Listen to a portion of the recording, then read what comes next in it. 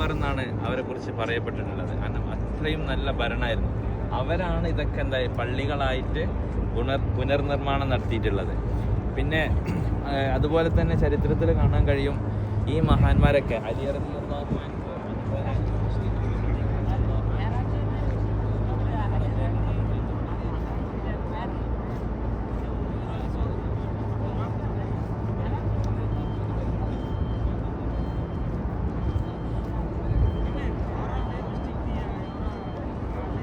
ബിലാൽ തങ്ങൾ എന്താണ് അതിന് വഴങ്ങാണ്.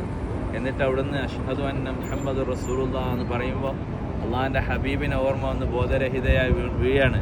ആ സമയത്ത് മദീനയിൽ ഓരോ വീടുകളിൽ നിന്നും സ്ത്രീകൾ വന്ന് നോക്കുകയാണ്, ഹബീബിൻ്റെ കാലം തിരിച്ചു വന്നോ എന്ന് ചിന്തിച്ചിട്ട്.